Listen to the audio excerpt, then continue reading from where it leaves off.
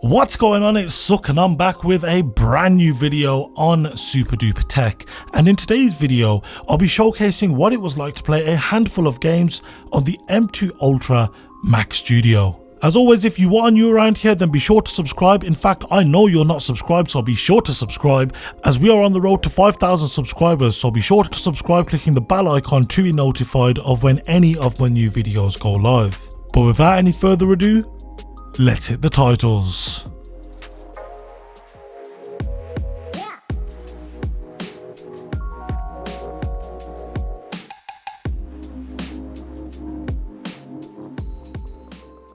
So first things first, let's get into talking about which games I played on this Mac Studio.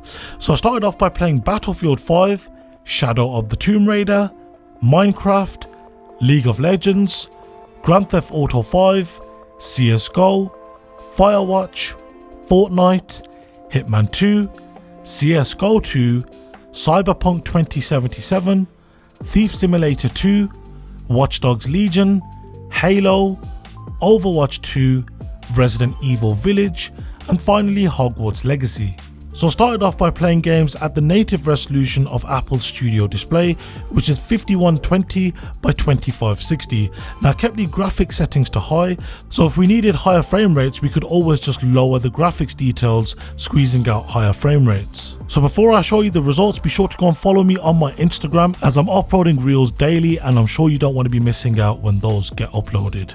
So when playing games at this resolution, I think there are two big takeaways. If you are playing games through Parallels or Crossover, then you may run into issues, and as you can see, Hitman 2, CSGO 2, Cyberpunk, Thief Simulator, Watch Dogs, Halo, Overwatch, Hogwarts Legacy, all of these games fail to run at this resolution. And with this being one of Apple's most powerful desktop machines that they currently have available, it certainly was a little disappointing, especially when you look across to the other games like Battlefield and Shadow of the Tomb Raider, which were averaging 52 and 40 frames per second respectively.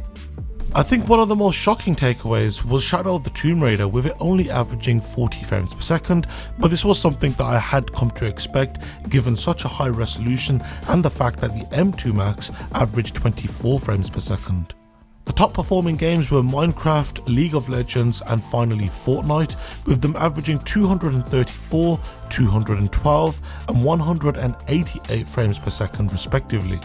Given that the Studio Display's refresh rate tops out at 60Hz, it was great to see GTA 5, CSGO and Resident Evil Village maxed at Studio Display's refresh rate, with them all averaging above 60 frames per second. Now I understand there aren't going to be many people that will purchase a £4,000 Mac, which is barely optimised for some of these games, to then start playing some games on, but it's good to see the brute force that this Mac Studio has, and one can only expect what the next generation of Apple Silicon is going to be capable of doing. So if you've watched any of my previous videos, then you know that I'm going to lower the resolution, this time down to 4K, that's 3840 by 2160, and I kept the graphics settings high. Once again, when I played games at this resolution, all those previous games that failed to run still failed to run. But it was good to see that all of the games that did run on this Mac Studio at this resolution averaged above 60 frames per second, thus maxing the Studio Display's refresh rate. We still have the same top 3 performing games being Minecraft, League of Legends, Fortnite, which was closely followed up by CSGO and Resident Evil Village. There isn't much to say about playing games at this resolution. They still look good, and it was nice to see them average 60 frames per second, but of course I had to see if I could get those other games to finally run on this machine. So of course I once again lowered the resolution, this time down to Full HD, that is indeed 1920 by 1080.